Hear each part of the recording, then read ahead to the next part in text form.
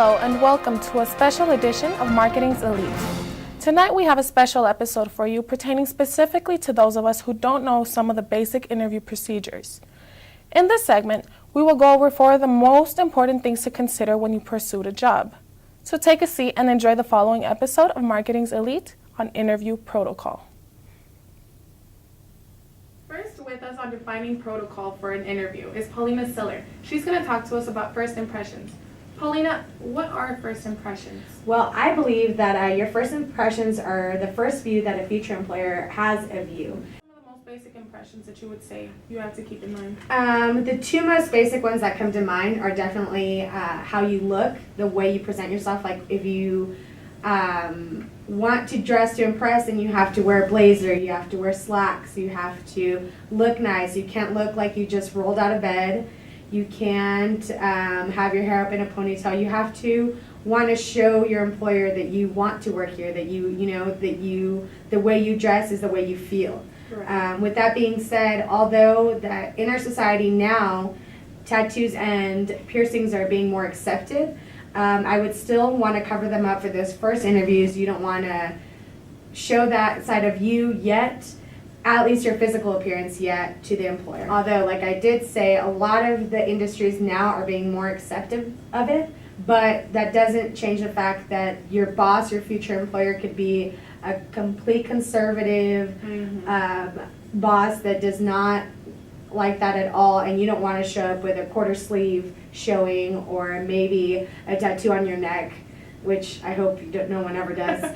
But you can't show up to a first interview with those kinds of tattoos and or piercings on your eyebrows, on your nose, on your lip. You want to get rid of those and not have to show them to your future employer. Absolutely. Okay, that's presentation.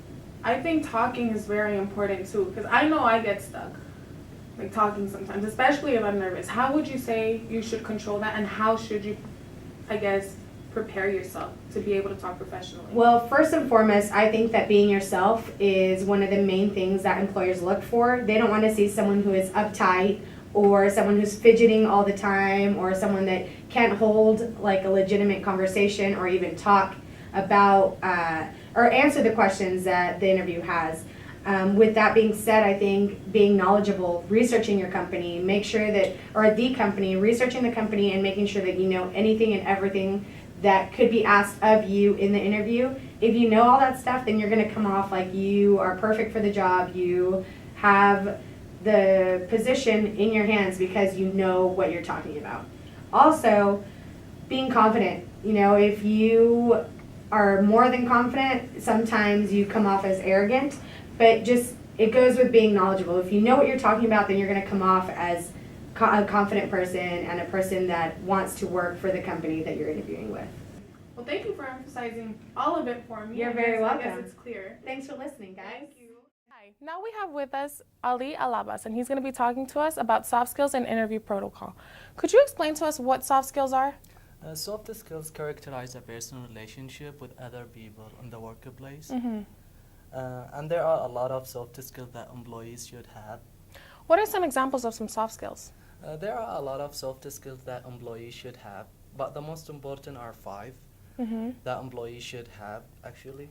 The first one, strong work ethic. Employees should be motivated and dedicated for the work or to get the job done. Right. Second one, positive attitude. You gotta be optimistic and upbeat and have good energy and goodwill for the work. Third one would be good communication. You gotta be good listener and good speaker to be able to communicate with other people in the workplace. And fourth one, time management abilities. You gotta be able to multitasking, do 2 jobs at the same time, or 2 things at the same time. And fifth one, self-confidence. You gotta be able, you gotta truly believe that you can do the job. I completely agree, and I think it's so important that you mentioned the time management. Mr. Alabas, thank you so much, and we'll see you soon. Thank you too. We have here with us Rayleigh Con. She's going to talk to us about the follow-up process in an interview. Could you explain what the follow-up process is for those that don't know? The follow-up process are steps you take after the interview has occurred to build a relationship with your employer and to also make sure that you get the job you interviewed for. Right. So why is it important? It is important because, like I said, you build a relationship after the interview, and it's a good way for them to remember who you are. So why is a follow-up process important? It's important to follow up after an interview because it can make the difference between you getting the job and someone else getting the job. Right. Okay. So what's the first thing a person must consider? You must consider asking for the job right before you leave the interview. You want to ask for a timeline. Remember, if the interviewer did not give you a timeline, you are more than entitled to ask for one. You need to ask, what are the next steps I take? Okay. When can I hear a call back? And how are you going to call me back? Is it via email, phone, or letter? So you know how to I guess, Or what amount of time to wait, right? Yes. Yeah, because I would imagine that, I mean, I've probably done this wrong my whole life. I've gotten some jobs, but I mean, I've probably done this wrong. I've probably had a better probability of getting a chance if I followed what you're saying. It's a good, also a recommendation to ask for a business card. That way you'll have all the contacting information you need to follow up. Okay, so what's the first physical step after? After you're getting the done getting the timeline, after you're out of the building and you're like, well, what do you you want do? to be considered as a serious candidate. And this way, the first physical step would be you might want to send a thank you note. It's actually a good way to show your interviewer that you were appreciative of their time that they spent interviewing you. It is recommended through email because we don't want to seem like a dinosaur. You want to keep it 2,000. You want to do it within 48 hours, right after you leave the building. It's a good way for your interviewer to remember who you are. True. Okay. So if you are considered for the job, you get called and you're done celebrating. You realize you don't remember a word you said in the interview. What first steps do you think a person should take in regards to that so that you don't go back to the second interview or back to the job not knowing a word of what you said or what the job even entitles? Well, this is more for yourself. After you're done interviewing, you want to make notes, any important things you can remember about the interview, maybe something you may have left out. It's a good way to refer back to if you get called back for a second interview. It's a good way to recall important points that you had during the interview or maybe something you may have left out. That's such a good idea. So if after the designated timeline you don't hear a call back, do you just move on? No, and that's the biggest mistake people have is that they feel if they don't hear a call back, then they should just move on. They didn't get the job. No, you should always follow up with a phone call. If the timeline has passed, it is very important to follow up with a phone call. You want to be polite. You want to keep it brief. You just want to ask the status on the job. You don't make sure you pick a good time of day, and you don't want to call more than once. I mean, the follow-up process does not mean harassing the company until you get the job. Absolutely. Yeah, we don't want to go crazy stalking them because then they'll send us to jail and it'll cost us more than actually having a job. Right. So, thank you so much, Ms. Licon. I'm here with Robert Baker, and we're going to be talking about defining yourself in an interview setting. Could you tell us what defining yourself actually means? Defining yourself, a lot of people go through life thinking they know who they are. However, they're not really sure of what that is. They can't define it themselves. Are you a powerful person? Are you a leader? Okay. It's the other things that are tied to that are who you're talking to. It's when you talk to a professor, you're one way. When you talk to a potential employer, you're another way. Right. And the idea is to tie those two together and be that one person. Why would you say this is so important? If you can define who you are, you can then brand yourself to your potential employer or potential college if you're looking at moving on to graduate school. Right. And that applies to all of us, I guess, in the school right now, right? Agreed. Okay, for those who don't know how to define themselves, what would you say is the first step? One of the first things you have to realize when you're defining yourself is that you as the individual are a product or a commodity. You are trying to sell you so the potential employer, the consumer, will purchase you. Okay. That's the ultimate goal. What would you say are the top things to keep in mind when defining yourself?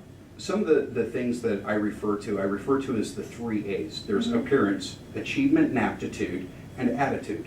Appearance is dressing to impress. It's depending on the setting that you're going into, you need to know how to dress. Also, dressing to fit the job or the company that you're applying to. For most men, they think just simply a jacket and a tie is adequate, and in some situations it may be, but they forget about the accessories, belts, socks, watches, tie tacks, little things like that that say that you pay attention to detail. For women, it's having the right hosiery that fits their outfit. And sometimes you have to remember that less is more. And what I mean by less is more is less skin is more appropriate for the situation. Absolutely. You may have to go out and purchase a camisole and wear that under your jacket. Moving on, next is achievements and aptitude. You have to be able to speak to your employer in terms they understand of things that you've accomplished in the past. Were you the captain of the football team? Were you the captain of the debate team? What other things have you achieved? Aptitude is more how fast do you learn and being able to articulate and demonstrate that to your potential employer. You have to remember certifications that you've earned in the past.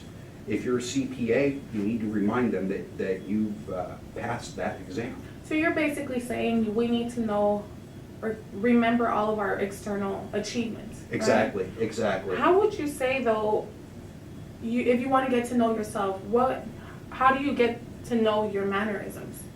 First thing you have to be able to do is accept challenges.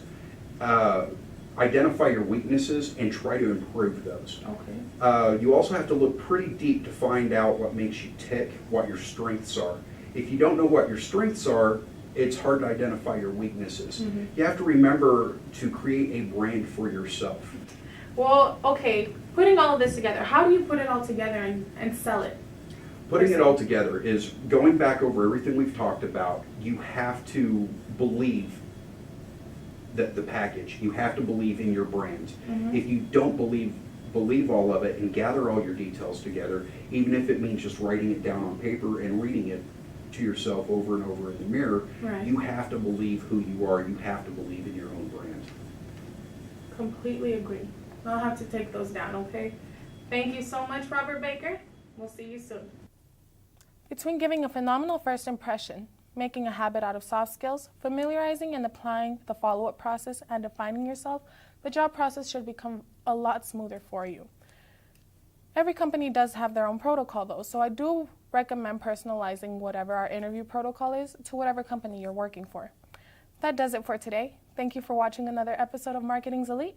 I'm Tanya Lopez. We'll see you next time.